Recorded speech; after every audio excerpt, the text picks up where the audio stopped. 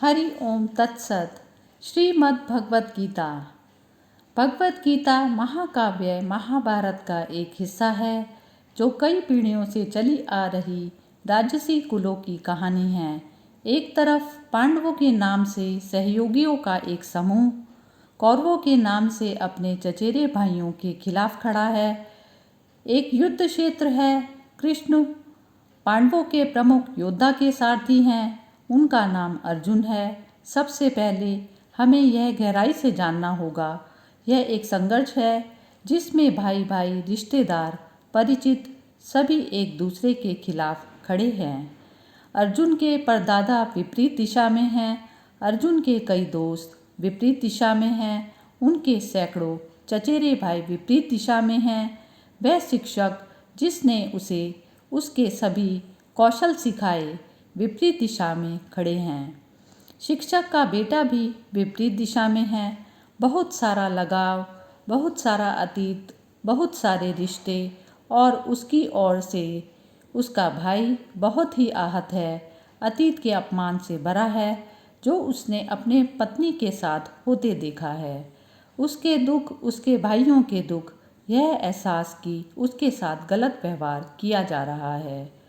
पुनः राजा बनने का प्रलोभन जो उचित रूप से उसका प्रतीत होता है, उसे वापस पाने की उत्कंठा, यहीं पर अर्जुन खड़े हैं।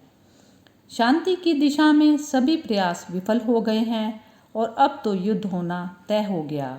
और यह एक महान युद्ध है। यह महाभारत का युद्ध है। इस बिंदु पर उत्तरी मैदानी इलाकों में एक भी राज्य अछूता या धर्मनिरपेक्ष नहीं है। हर किसी को एक पक्ष लेने के लिए मजबूर किया जा रहा है। सभी राजा, सभी राजकुमार या तो इस तरफ हैं या उस तरफ। ऐसा कोई नहीं है जो उदासीन होकर खेल सके। युद्ध और संघर्ष के गठन की भयावहता ऐसी ही है। और अर्जुन सबसे प्रसिद्ध, सबसे जिम्मेवार, सबसे डरावने धनुर्धर हैं।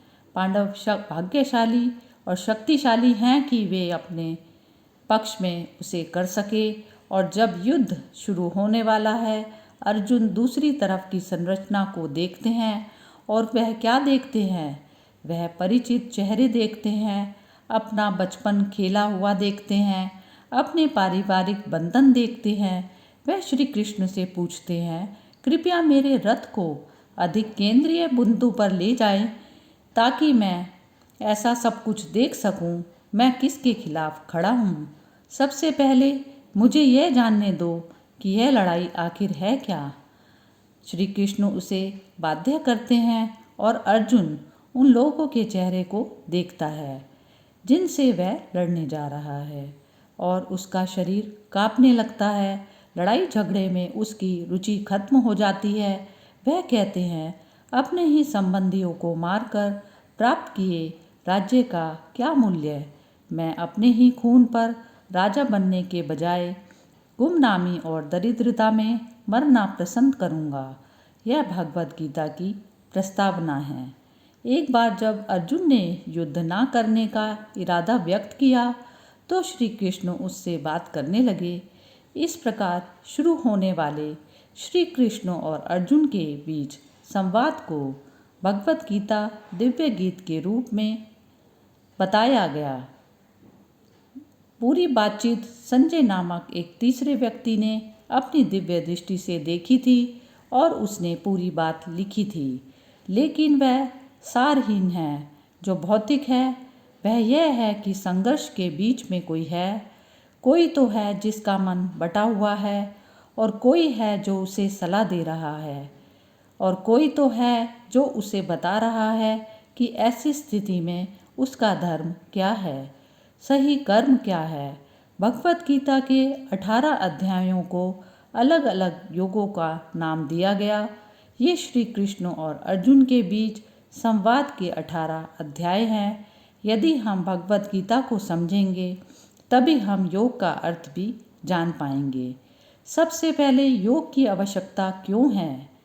श्री कृष्ण अर्जुन को एक के बाद एक 18 अध्याय बताते हैं। विषाद योग से शुरू होकर सांख्य योग से, कर्म योग से कर्म संन्यास, ज्ञान योग तक।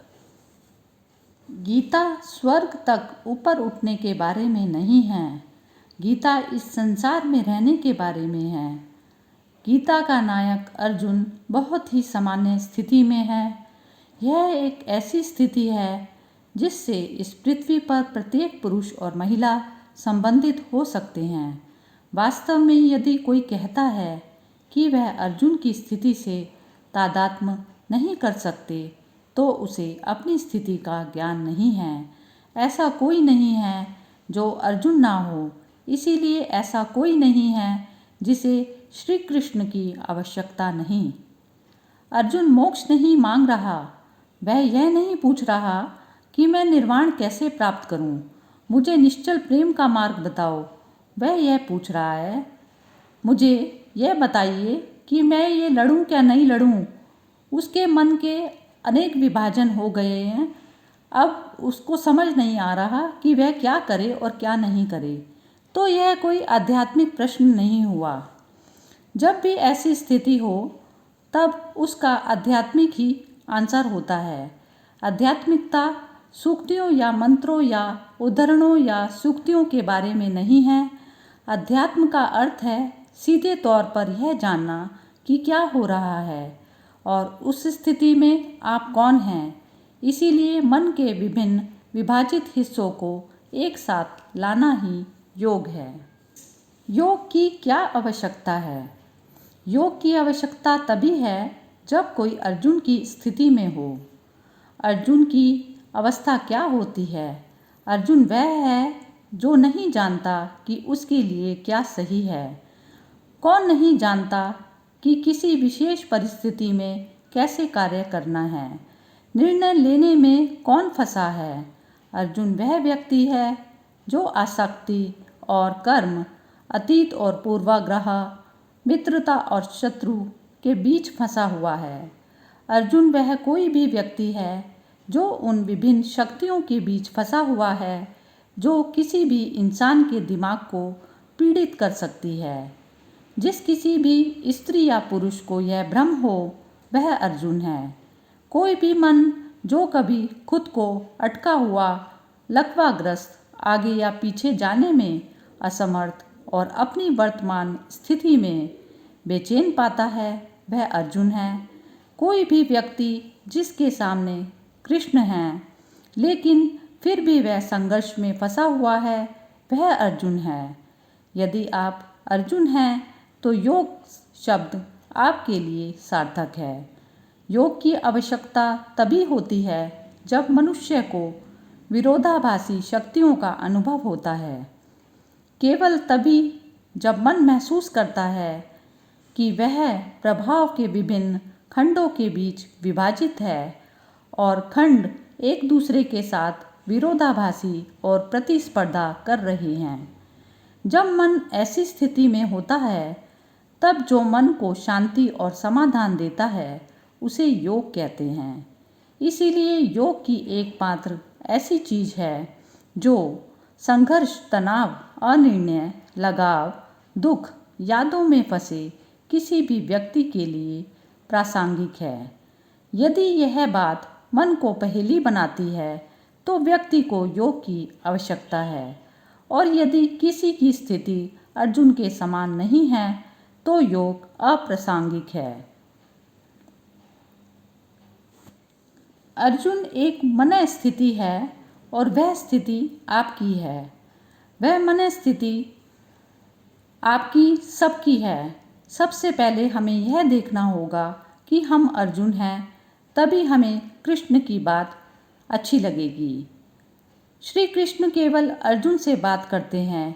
यदि आप अर्जुन नहीं हैं तो हमें दो अजनबियों के संवाद को सुनने से क्या मतलब। एक श्री कृष्ण एक अर्जुन से बात कर रहे हैं कि वह वहाँ क्या कर रहे हैं। एक कृष्ण अर्जुन को कुछ सलाह दे रहे हैं। वह सलाह हमारे किस काम की? वह सलाह केवल एक ही व्यक्ति के काम की है और वह है अर्जुन। अब जब तक आप अर्जुन नहीं हैं आप उसकी सलाह क्यों सुनना चाहते हैं? तो सबसे पहले कोई यह देखता है कि महाभारत अत्यधिक प्रतीकात्मक है। युद्ध का मैदान वास्तव में एक भौतिक युद्ध का मैदान नहीं है, यह एक शाब्दिक एक प्रतीक है, एक सांकेतिक वाद। यह संसार को ही इंगित करता है। व्यक्ति को शीघ्रता से प्रतीकवाद के साथ समझौता करना होगा और यह एक युद्ध का मैदान है जिसमें वास्तव में किसी को अजनबियों का सामना नहीं करना। हमारी दुनिया एक युद्ध का मैदान है जिसमें हम उन लोगों के खिलाफ हैं जिनके साथ हमारे रिश्ते हैं। यदि कोई अजनबी है तो यह बहुत कम संभावना है कि आपका उसके साथ कोई गंभीर झगड़ा होगा। हमारी सबसे समस्याग्रस्त व्यस्तताएं उनके साथ हैं जिनके साथ हमारा एक अतीत, एक रिश्ता, एक इतिहास है। अजनबी शायद ही हमें कभी दुख पहुंचाने या हमें कष्ट देने आते हैं। ये वो हैं जिनके साथ हमने अपना जीवन साझा किया है। युद्ध का मैदान हमारा अपना जीवन है। अर्जुन की दुविधा हमारी अपनी उलझन है और इसीलिए कोई भी और हर कोई जो भ्रमित खड़ा है वास्तव में नहीं जानता कि वह कौन है और उसे क्या करना चाहिए, किस दिशा में जाना है, कैसा निर्णय लेना है, कहाँ ऊर्जा लगानी है और कहाँ से हटना है, वह अर्जुन है।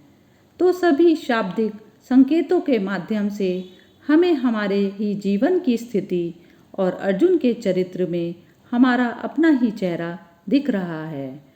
और फिर कुछ ऐसा आता है जिसे कृष्ण योग कहते हैं। यदि योग ऐसी स्थितियों का इलाज है तो योग की मूल परिभाषा क्या है? अर्जुन है जो एक विशेष स्थिति में है और श्री कृष्ण उसे उस स्थिति से मुक्ति के रूप में योग बतला रहे हैं। तो फिर योग क्या है? आइए जानते हैं कि योग क्या है। गीता के अध्याय में 1 में अर्जुन अपनी पीड़ा का वर्णन कर रहे हैं। वह कहते हैं कि उनका शरीर जल रहा है, उनके हाथ में धनुष उठाने की शक्ति भी नहीं है। वह एक योद्धा की तरह खड़े होने की बजाय झुक कर बैठे हैं। उन्होंने अपने चेहरे पर हाथ रखा हुआ है जैसे कि वह अपना चेहरा छिपा रहे हैं। यही उनकी स्थिति है। अब इस स्थिति के उपचार के रूप में श्री कृष्ण उन्हें योग का पहला अध्याय प्रदान करते हैं। तो आइए जानते हैं कि योग क्या है। योग को किसी शारीरिक विकार के इलाज के रूप में पेश नहीं किया जा रहा। अर्जुन एक मजबूत योद्धा हैं, शारीरिक रूप से मजबूत हैं। वह सुंदर, हृष्ट-पुष्ट और सर्वश्रेष्ठ धनुर्धर हैं। उसकी बराबरी कोई नहीं कर सकता। उनकी शारीरिक बनावट में कोई खराबी नहीं है, इसीलिए योग को किसी शारीरिक बीमारी के इलाज में नहीं इस्तेमाल किया जा सकता। अपनी परेशानी बताते हुए अर्जुन ने कभी भी यह नहीं कहा कि वह आध्यात्मिक दुविधा में हैं। अर्जुन यह नहीं कहते कि वह आत्मज्ञान की खोज कर रहे हैं। अर्जुन यह नहीं कहते कि उनकी आत्म जिज्ञासा अटक गई है। वह यह नहीं कहते कि वह ईश्वर को चाहते हैं। वह यह नहीं कहते कि वह ब्रह्मांड की उत्पत्ति को समझना चाहते हैं। तो क्या अर्जुन उन समस्याओं का सामना कर रहे हैं जिन्हें हम शास्त्रीय रूप से आध्यात्मिक कह सकते हैं? यह ना तो भौतिक ही है ना आध्यात्मिक। तो फिर अर्जुन की समस्याओं का स्वरूप क्या है? मानसिक, बहुत ही मानसिक और सर्वव्यापी और सामान्य।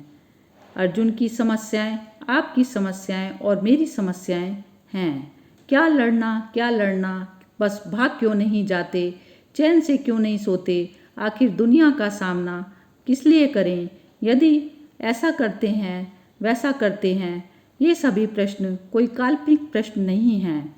अर्जुन शुद्ध चेतना या उत्कृष्ट जागरूकता की तलाश नहीं कर रहे। वह श्री कृष्ण से अनुरोध कर रहे हैं कि वह उसे शरीर और मन के बंधनों से मुक्त कर किसी ऐसी दुनिया में ले जाएं जहां केवल बिना शर्त आनंद और पूर्ण प्रेम है। गीता में ऐसा कुछ नहीं। यही कारण है कि गीता इतना व्यवहारिक दस्तावेज है और यही कारण है कि यह सदियों और सदियों से अपना अस्तित्व बनाए हुए हैं, क्योंकि गीता पारलौकिक बात नहीं करती। गीता इस संसार की वस्तु है। गीता उस व्यक्ति को संबोधित करती है जो बहुत ही स्पष्ट, व्यवहारिक और भौतिक समस्याओं का सामना कर रहा है। गीता काल्पनिक बीमारियों का इलाज नहीं करती। गीता स्वर्ग तक ऊपर उठने के बारे में नहीं है। गीता इस संसार में रहने के बारे में है। गीता का नायक अर्जुन बहुत ही सामान्य स्थिति में है। यह एक ऐसी स्थिति है जिससे इस पृथ्वी पर प्रत्येक पुरुष और महिला संबंधित हो सकते हैं। वास्तव में यदि कोई कहता है कि वह अर्जुन की स्थिति से तादात्म्य नहीं कर सकता, तो उसे अपनी स्थिति का ज्ञान नहीं। ऐसा कोई नहीं है जो अर्जुन ना हो, इसीलिए ऐसा कोई नहीं जिसे कृष्ण की आवश्यकता नहीं।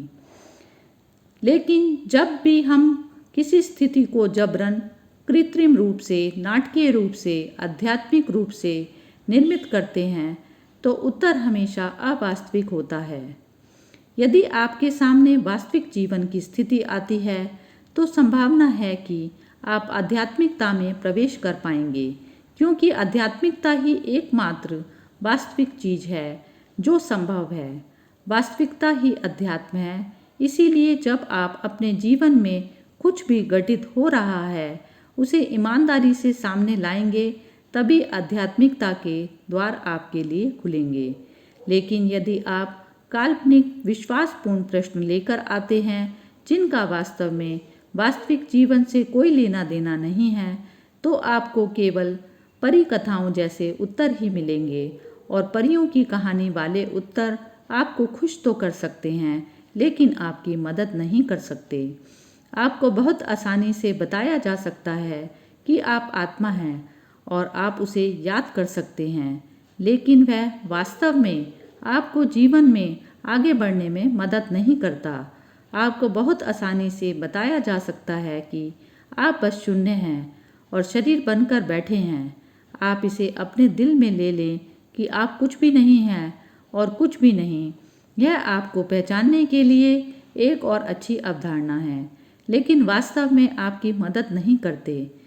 कृष्ण अर्जुन से कह रहे हैं, वह व्यवहारिक सहायता है। उस व्यवहारिक सहायता को योग कहते हैं। जीवन में व्यवहारिक मुद्दों के लिए ही व्यवहारिक सहायता चाहिए होती है। सीधा ईमानदार मुद्दे तक क्या हो रहा है, इस पर बात करनी है। हम आध्यात्मिक कल्पनाओं की बात नहीं कर रहे हैं। हम शारीरिक व्यायाम की बात नहीं कर रहे। दुर्भाग्य से जिसे हम आज तक आध्यात्मिक का क्षेत्र कहते हैं, उसकी पहचान इन दोनों या इनमें से कोई एक से हो गई है और वास्तविकता से उसका संपर्क टूट गया है। अध्यात्म के नाम पर बहुत अधिक शारीरिक खिंचावट होती है और अध्यात्म के नाम पर खूब शब्द जाल है। ऐसी चीज़ें तो तेज प्रवाह वाली लगती हैं, लेकिन वास्तव में आपको छूती नहीं हैं। गीता यथार्थ है, गीता वास्तविक है, क्योंकि अर्जुन की स्थिति कोई बनी बनाई स्थिति नहीं है, वह वास्तविक स्थिति है। जब तक आप यह नहीं समझ लेते कि आपकी वास्तविक स्थिति क्या है, आपकी वास्तविक समस्या क्या है, वास्तव में आपको क्या प्रभावित करता है, कोई भी आध्यात्मिकता आपके लिए खुल नहीं सकती, क्योंकि आध्यात्मिकता सूक्तियों या मंत्रों या उद्धरणों के बारे में नहीं है। अध्यात्म का अर्थ है सीधे तौर पर यह जानना कि क्या हो रहा है और उस स्थिति में आप हैं कौन। इसलिए मन के विभिन्न विभाजित हिस्सों को एक साथ लाना ही योग है। दिमाग एक अद्भुत चीज है। जब मन विभाजित होता है तो न केवल विभिन्न विभाग एक दूसरे से अलग हो जाते हैं, बल्कि वे अपने सामान्य केंद्र से भी दूर हो जाते हैं। तो फिर मन के विभिन्न भाग, विभिन्न विचार, विभिन्न प्रभाव, विभिन्न मनोदशाएं और राय, वे न केवल एक दूसरे से लड़ते बल्कि वास्तविकता से भी लड़ते हैं। मन को आप एक गोले के रूप में भी ले सकते हैं। एक गोला जिसका एक केंद्र होता है। जब गोला टूट जाता है तो विभिन्न भागों का क्या होता है? वे अलग अलग हो जाते हैं। वे अपना प्राकृतिक सामंजस्य खो देते हैं और जब विभिन्न हिस्से अलग हो जाते हैं तो न केवल उनका एक दूसरे से संपर्क टूट जाता है, बल्कि वे गोले के केंद्र से भी दूर हो जाते हैं। योग अविभाजित मन होना है, ऐसा मन जो प्रभावित ना हो, क्योंकि एकमात्र चीज जो मन में विभाजन का कारण बनती है वह मन द्वारा अनुभव की गई कंडीशनिंग की विभिन्न स्थितियां हैं। अर्जुन को सिखाया गया है कि बड़ों का सम्मान करना है एक गुण है। अर्जुन को सिखाया गया है कि अहिंसा एक गुण है। अर्जुन को यह भी सिखाया गया है कि अपने क्षेत्र की रक्षा करना एक पुण्य है। अब ये दोनों चीज़ें आपस में टकराती हैं। यदि उसे अपने क्षेत्र की रक्षा करनी है तो उसे अपने बड़ों से लड़ना होगा, लेकिन उसे यह सिखाया गया है कि अपने बड़ों से नहीं लड़ना पुण्य है। अर्जुन को सिखाया गया है कि व्यक्ति को अपने रिश्तेदारों और कुल के हितों का ध्यान रखना चाहिए, लेकिन अर्जुन को यह भी सिखाया गया है कि व्यक्ति को अपनी पत्नी की अच्छी देखभाल करनी चाहिए। अब ये दोनों एक दूसरे के खिलाफ हैं। रिश्तेदारों ने पत्नी का अपमान किया, अब अर्जुन को पत्नी की रक्षा करनी होगी और बदला लेना होगा। इस तरह मन बढ़ जाता है। समाज इसे प्रभावित करता है, धर्म इसे प्रभावित करता है, अतीत के अनुभवों का पूरा दायरा मन को प्रभावित करता है। किसी की कोशिकाओं और उत्तकों में निहित जीव विज्ञान मन को प्रभावित करता है। जिस देश से आते हैं आप, राजनीति, अर्थव्यवस्था, यहाँ तक कि परिस्थितियों के संदर्भ में आपने जिस व्यवस्था का अनुभव किया है वही मन का गठन करता है। मन प्रभावों का समूह है और ये प्रभाव एक दूसरे से सहमत नहीं होते, एक दूसरे से लड़ते हैं। इसीलिए विरोधाभास, इसीलिए संघर्ष जो हमारे जीवन को एक युद्ध क्षेत्र बनाता है वह मानवीय पीड़ा है, वह दुख है। स्वयं का एक हिस्सा दूसरे हिस्से से लड़ रहा है और कोई भी हिस्सा सीधे केंद्र से जुड़ने को तैयार नहीं है। सभी भाग केंद्र से बाहर हैं और एक दूसरे से असहमत हैं। योग का तात्पर्य समग्र मन से होना है। योग का अर्थ है अपनी मासूमियत की ओर लौटना, किसी भी मौलिक पवित्रता जिसमें मन बिल्कुल भी संस्कारित या कलंकित नहीं है, वही योग है। योग का अर्थ है मैं कैसे जीऊँ। योग का अर्थ है मैं अपने रिश्तेदारों के साथ क्या करूँ। योग का अर्थ है मैं अपनी पति पत्नी के साथ कैसा व्यवहार करूँ। योग का अर्थ है अगर मुझे किसी संघर्ष में अपना कुछ भी निवेश करना पड़े तो क्या मैं अपने बेटे की जान जोखिम में डालूंगा। ये वे प्रश्न हैं जिनका सामना एक अर्जुन को करना पड़ता है। यदि ये प्रश्न आपके लिए प्रासंगिक है तो इन प्रश्नों के उत्तर को ही योग कहा जाता है। योग का अर्थ है एक साथ आना। क्या एक साथ आ सकता है? केवल वही एक साथ आ सकता है, वह सबसे पहले एक साथ नहीं। एक साथ क्या नहीं है? मन वह है जो साथ नहीं है। मन इधर उधर बेतरतीब कभी इस तरफ कभी उस तरफ दौड़ता है और कोई अंतर्निहित आदेश नहीं है। उस व्यवस्था के अभाव को वियोग कहते हैं। उस विखंडन का नाम वियोग है। वियोग दुर्भाग्य से वह सामान्य अवस्था है जिसमें मानव जाति अस्तित्व में है। वियोग का अर्थ है कि मन के हिस्से एक दूसरे के संपर्क में नहीं हैं और किसी भी सामान्य केंद्र से संबंधित नहीं हैं। हजारों केंद्र हैं, हर हिस्से का अपना केंद्र है। वह हिस्सा जो अपने कैरियर से संबंधित है, उसके केंद्र में लालच और महत्वाकांक्षा और डर है। जो भाग धर्म से संबंधित है, उसके केंद्र में परंपरा और अंतर है। जो हिस्सा परिवार से संबंधित है, उसमें लगाव और सुरक्षा केंद्र है। और ये सभी केंद्र बिल्कुल भी मेल नहीं खाते। जाहिर तौर पर मेल खाते हैं तो वहाँ संघर्ष है। कार्यालय में पेशेवर वही नहीं है जो घर में पति या पत्नी हैं। बच्चे के सामने पिता उस आदमी के समान नहीं है जो पड़ोसी से बात कर रहा है। जैसे जैसे परिस्थितियाँ बदलती हैं, नए प्रभाव आते हैं और हम अलग एक केंद्र से काम करना शुरू कर देते हैं। कभी हम डर से काम करते हैं कभी हम लगाव से करते हैं, कभी हम एक पहचान से करते हैं और कभी किसी पहचान से। और पहचान कोई ऐसी चीज़ नहीं जिसे हम नियंत्रित करते हैं। पहचान परिस्थितियों से तय होती है। एक बार जब आप अपने काम पर जाते हैं तो आप एक समर्पित पेशेवर बन जाते हैं और काम पर जाने पर और बन गए और घर पर कुछ और। इस प्रकार आपके कई केंद्र हो जाते हैं। वियोग में रहना हजारों विभिन्न शक्तियों की गुलामी में रहना है। आप एक स्थान पर हैं, आप एक स्थान के गुलाम हैं। आप दूसरे स्थान पर हैं, आप दूसरे स्थान के गुलाम हैं, क्योंकि जगह आपके पूरे व्यक्तित्व को तय कर रही है। आप जिस जगह जिस तरह पे होंगे वैसा ही सोचेंगे। परिस्थिति के अनुसार आप स्वयं बदल जाते हैं। यही वियोग है। योग का अर्थ स्वयं को स्थान और समय से स्वतंत्र करना। योग एक ऐसे बिंदु पर दृढ़ता से स्थापित होना है जो किसी भी चीज़ से अछूता हो और जो किसी भी चीज़ को छू ना सके। अर्जुन को लगातार कहा जा रहा है, योगारूढ़ हो। इसका मतलब है दृढ़ता से योग में बैठा हुआ। दृढ़ता से बैठा हुआ ताकि आप विस्थापित ना हो सकें, ताकि कोई कंपन, कोई बल, कोई प्रलोभन, कोई भय वास्तव में आपको परेशान ना कर सके या आपको विचलित ना कर सके। योग सिर्फ एक ऐसी भूमि में भागने का नाम नहीं है। योग आपको अपनी मिट्टी, अपने आप के पास में लेकर आता है। योग का आदमी एक असली आदमी है। वह कल्पनाओं में नहीं रहता। उसके पास ना तो कहानियाँ हैं, ना कोई अवधारणाएं। वह पूछता है वास्तव में क्या चल रहा है।